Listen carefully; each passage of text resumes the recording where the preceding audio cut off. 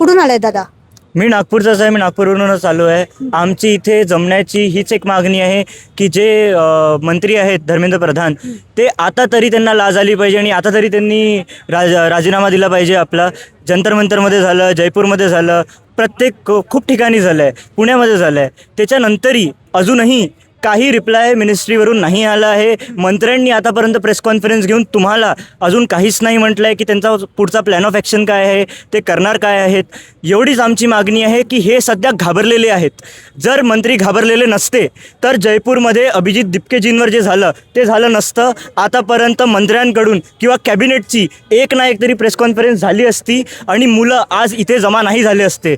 पण परिस्थिती या देशाची ही झाली आहे की 5 सुसाईड झाल्यानंतर पण आणि एवढ्या लोकांना त्रास झाल्यानंतर पण काही प्रश्नांचे उत्तरं सरकारने दिले नाही आहे. मीडिया त्यांना प्रश्न विचारत नाही आहे. म्हणून आज मुलांना 17, 18, 19, 20 वर्षाच्या मुलांना आणि त्यांच्या आईवडिलांना इथे नागपूरच्या 40 डिग्रीच्या उन्हात आज 4 वाजता इथे येऊन ती मागणी करणार आहे. काय सांगशील ताई, कुठून आली आहेस तू आणि आंदोलनात सहभागी होते? का वाटतं तुला की या आंदोलनात यायला हवं? माझं नाव महिमा आणि मी नागपूरचीच आहे. सगळ्यात आधी तर सगळ्यांच्या घरी विद्यार्थी आहेत आणि जर विद्यार्थ्यांसोबत अन्याय होत आहे तर सगळ्या जणांनी का इथे उपस्थित नाही आहे असा माझा प्रश्न सगळ्यांनाच आहे. आधी तर जे होत आहे म्हणजे ज्यांनी सुसाईड केले त्यांच्या परिवाराला सगळ्यांना माहिती आहे की त्यांची परिस्थिती काय आहे.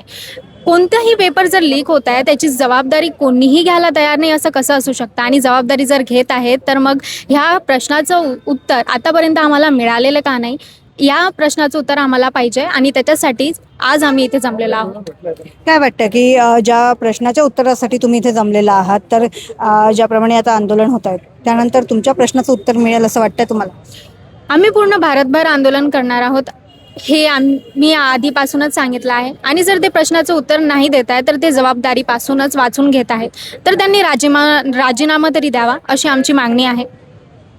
राजीनाम्याची मागणी करता आहेत. केंद्रीय शिक्षण मंत्री जे आहे त्यांच्या राजीनाम्याची मागणी होते आहे. आंदोलनामध्ये अनेक युवक युवती जे आहेत ते इथे सहभागी झाले आहेत. माझ्यासोबत काही इथे युवक आहेत, त्यांच्याकडनं आपण जाणून घेणार आहोत. कुठून आलेस दादा तू? मी चंद्रपूरहून आलेला आहे मॅडम. काय मागणी आहे, म्हणजे कशासाठी आले आहे तुम्ही? मागणी एकच आहे मॅडम की जे नीट पेपर लीक झालेलं आहे नेमकं नैतिक जबाबदारी घेऊन धर्मेंद्र प्रधान यांनी राजीनामा दिला पाहिजे असं आमची मागणी आहे. राजीनामा मागणी म्हणजे ते नाही डिमांड घेणार तर कोण घेणार मग जबाबदारी? आम्ही घेऊ का असं आमची एक म्हणणं आहे त्यांच्या पुढे. काय वाटतं की तुम्ही आता मागणी केली आणि ती मागणी पूर्ण होईल? मागणी पूर्ण झालीच पाहिजे कारण आम्ही संविधान चौकात उभं आहोत. हे क्रांतीभूमी आहे आणि क्रांतीभूमीतला एक युवक जेव्हा त्यांना विचारतोय क्वेश्चन्स तर त्यांना हे उत्तर दिलं पाहिजे किंवा राजीनामा दिलाच पाहिजे असं आमचं मानणं आहे. सर्वांना जय भीम. प्रश्न कोणते आहे? तेच आहे की तुम्ही आज इथे का आला आहात? विषय म्हणजे असा आहे की आम्ही ज्या पद्धतीने या ठिकाणी प्रोटेस्ट करत आहोत, अभिजित दिपके साहेबाच्या माध्यमातून, जे CJPच्या माध्यमातून संपूर्ण देशामध्ये ज्या पद्धतीनं धर्मेंद्र प्रधान यांच्या इस्तिफ्याची म्हणजे त्यांचे राजीनामा दिल्याची जी मागणी, त्या राजीनामा दिला पाहिजे अशी मागणी आमच्या सर्व तरुण वर्गाकडून होत आहे. परंतु अशा परिस्थितीत हे जे सरकार आहे हे एक प्रकारे या युवकांच्या भविष्याशी खेळत आहे. वरून कुठल्याही प्रकारचं आतापर्यंत ॲक्शन घेतलेलं नाही. यामुळे हे सरकार आज फेल ठरलेलं आहे. कुठेतरी गरिबांची मुलं, कुठेतरी प्रामाणिकपणे अभ्यास करणारे विद्यार्थी हे जेव्हा अभ्यास करत असतात तेव्हा त्यांच्या अपेक्षा असतात की मी अभ्यास करून या नीट परीक्षेमध्ये पास होऊन आपल्या करिअर घडवू शकेल अशी त्यांची इच्छा असते. अशा वेळेला जर सरकार त्या ठिकाणी त्यांचे पेपर लीक होत असेल, या सरकारच्या माध्यमातून जर नीटसारख्या महत्त्वाच्या परीक्षेचा पेपर लीक होत असेल तर या सरकारने सर्वात प्रथम तर जे मंत्री आहे त्यांनी राजीनामा दिला पाहिजे. आणि CJPच्या माध्यमातून जी एक क्रांती निर्माण झालेली आहे, नवीन नवीन युवक या ठिकाणी एकत्रित पुऱ्या भारतातले युवक जमा होत आहे आणि वेगवेगळ्या ठिकाणी आंदोलन होत आहे. जयपूरसारख्या ठिकाणी जे आंदोलन झालं त्या ठिकाणी ज्या पद्धतीनं अभिजित दिपके यांच्यावर हल्ला करण्यात आला तो एक प्रकारे त्या सरकारची नाकामी आहे.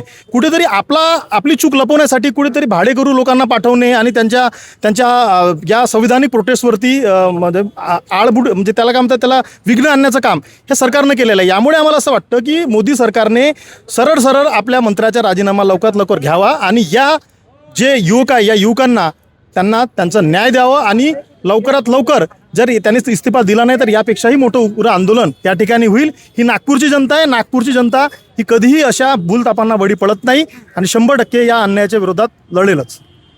काय सांगाल दादा, तुम्ही आज आंदोलनासाठी इथे आलेला आहात, काय वाटतंय? तुम्ही ज्या मागणीला घेऊन इथे आलेला आहात ती पूर्ण होईल?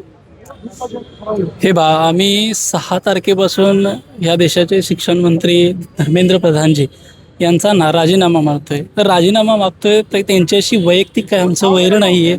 इथल्या शिक्षण व्यवस्थेची आमच्या जे काय आहे ती मागणी आहे की बाबा शिक्षण व्यवस्थेमध्ये पारदर्शकता पाहिजे. जर विद्यार्थी जर रात्रंदिवस अभ्यास करत असेल तर त्याच्या मेहनतीला मोल आहे का? खऱ्या अर्थानं शिक्षणामध्ये चाललेला भ्रष्टाचार आणि ही जर व्यवस्थेमध्ये जर ही असमानता असेल, व्यवस्थेबद्दलचा जर हा रोष असेल तर खऱ्या अर्थानं सामान्य जनतेनं कुणाकडे बघायचं आणि सामान्य जनतेचा विश्वास खऱ्या अर्थाने या निमित्तानं कोलमडलेला आहे. त्यामुळे आपण या देशाचं भविष्य कोणत्या दृष्टिकोनातून बघेल. जर खरंच शिक्षण मंत्र्यांना जर एक नैतिक जबाबदारी असेल तर त्यांनी हा संपूर्ण देशातील तरुणांचा, युवकांचा, विद्यार्थ्यांचा आक्रोश, त्यांच्या मागण्या समजून घेतल्या पाहिजे आणि शिक्षण पद्धतीमध्ये एक पारदर्शकता आणणं गरजेचं आहे. ती आणलीच पाहिजे आणि नैतिक जबाबदारी घेऊन त्यांनी शिक्षण मंत्र्याचा राजीनामा दिलाच पाहिजे. तुमच्या घरात कोणी नीट सारखे एक्झाम देणारे आहेत का किंवा दिलेली आहे का? म्हणजे तुम्ही आज येता इथे तर काय म्हणजे एक हे आहे की तुम्हाला वाटते खात्री की जे तुम्ही मागणी करताय ते पूर्ण होईल का? तुम्ही कुठून आलात पहिले तर हे सांग. मी मुंबईवरून आलो आहे, पनवेलमधून. मी व्यवसाय करतो. पण खऱ्या अर्थाने जर आपण आपला युवक जर रस्त्यावर देशाचा उतरत असेल तर त्याच्या मागे खंबीरपणे उभं राहणं ही आपली एक शाहू फुले आंबेडकरांचा विचार आपल्या पाठीशी आहे. आणि जिथे जिथे आंदोलन होईल, जिथे जिथे अन्याय होईल तिथं उभं राहणं एक युवक म्हणून माझी कर्तव्य आहे. म्हणून मी या आंदोलनामध्ये आज खऱ्या अर्थानं सामील आहे. मुंबईहून हे आलेले आहेत. काय सांगाल, तुम्ही कुठून आलेला आहात आणि तुम्ही कोर टीमचे पण मेंबर आहात असं मला वाटते. हां, बिलकुल. कुठून आलात ते सांगाल. आणि काल जी घटना जयपूरमध्ये झाली त्यानंतर आज नागपुरात हे आंदोलन होत आहे कॉक्रोच जनता पार्टीचं, त्यात तुम्ही कोर कमिटीचे मेंबर आहात. कसं नियोजन केलेलं आहे आजचं? सर्वप्रथम इथलं जे नियोजन आहे ते खूप चांगल्या प्रकारे करतात. जे स्थानिक इथले विद्यार्थी आहेत, जे आंदोलनाशी जुळलेले आहेत, ते तरुणांनी चांगल्या प्रकारे नियोजन केलेलं आहे. माझं नाव सम्राट अशोक सोनवणे आहे. मी उत्तर महाराष्ट्र खानदेशातून आलेलो आहे आणि मी मागच्या आज 1 महिना होतो या चळवळीला. म्हणजे काल 15 तारखेपासून जे CGI बोलले होते, म्हणजे जवळपास 1 महिना झाला तेव्हापासून मी या चळवळीशी जुळलेलो आहे. मी दिल्लीला होतो, त्यानंतर पुण्याला होतो आणि आता नागपूरलाही मी सोबत आहे. जर कालचा विचार केला, जो भ्याड हल्ला झाला अभिजित दादांवर, त्याविषयी एक म्हणजे अत्यंत चुकीचं आहे आणि त्याविषयी आम्ही सर्व तरुण त्या गोष्टीचा निषेध करतो. आणि दुसरी गोष्ट सांगायची म्हणजे जो हल्ला होता तो RSSच्या काही बांडगुळांकडून तो हल्ला करण्यात आलेला होता. जर मागच्या 2 दिवसापूर्वी सुजातदादा आंबेडकर जे होते त्यांनी सांगितलं होतं की आमचे अभिजित दादा जे आले ते भारतात आले तेव्हा त्यांनी बाबासाहेब आंबेडकरांचं पुस्तक आणलं आणि ते एका RSSच्या व्यक्तीने ते पुस्तक लिहिलेलं आहे. तर सुजातदादा आंबेडकरांना मला सांगतो मी त्यांना की जर अभिजित दादा हे जर RSSचे आहेत, ते RSSचे एक पिळावळ आहे, तर मग काल जो हल्ला झाला त्यांच्यावर, जो RSSच्या तरुणांकडून झाला, तर तो झाला असता का? तर आज जो तरुण उभा आहे त्या तरुणाच्या मागे आपण उभं राहिलं पाहिजे. आपण एका चांगल्या घराण्यातून येता आणि तुम्हाला आम्ही आदर्श मानतो, परंतु इथल्या विद्यार्थ्यांमध्ये फूट पाडण्याचं काम नका करू. म्हणून मी एक लहान तोंडी मोठा घास घेतोय. परंतु तुम्हाला एक माझं सांगणं आहे की माझं हे सांगणं आहे की तुम्ही जी चळवळ उभी आहे तिला कुठे ते तडे देऊ नका देऊ. धन्यवाद. नक्कीच आपण अनेक वेळा बघतो की असे अनेक चळवळी उभ्या राहतात, पण त्याच्यामध्ये अनेक वेळा फूट पडतं, मग ती पार्टी होते, मग ती त्याला राजकीय स्वरूप येतं. आता असं म्हटलं जातं, हे अनेक युथ असं देखील म्हणतात की याच्यामध्ये कुठला राजकीय हस्तक्षेप नाही आहे, म्हणून आम्ही यांच्यासोबत आहे आणि आम्हाला न्याय मिळेल असं वाटतं, असं काही युवकांचं म्हणणं आहे. तर या कॉक्रोच जनता पार्टीच्या आंदोलनाला आता तुम्ही कसं बघताय? कारण आपण बघतोय की अनेक लोक इथे जे आहे, काँग्रेस पार्टी असेल किंवा अनेक विविध राजकीय पार्ट्यांशी संलग्नित आहेत किंवा संबंधित आहेत. बरोबर. ही कॉक्रोच पार्टी जरी एक हास्यास्पद जरी असलं तरी ते एक चळवळ आहे, एक मुवमेंट म्हणून आता सध्या तरी पाहतोय.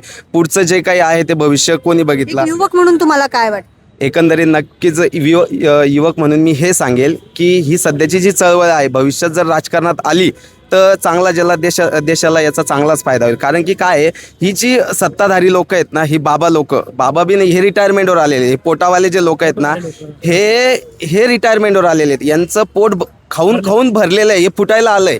यांना सत्तेची खूप अशी लालसा एवढी यांच्या डोक्यावर गेली, तिची नशा खूप चढलेली आहे. त्याच्यामुळे यांना काही घेणं देणं नाही आहे. यांना याची नैतिक जबाबदारीशी काही घेणं, फक्त यांना सत्ता आणि सत्ता आणि सत्ता पाहिजे. यांना खुर्शीशी गोडवा आहे, बाकी काही घेणं देणं नाही. म्हणून कुठेतरी या सत्तेमध्ये, कुठेतरी राजकारणामध्ये जर नवीन तरुण आमच्यासारखे आलेत तर निश्चित देशाचा विकास होईल आणि लवकरच महासत्ता हा देश होईल.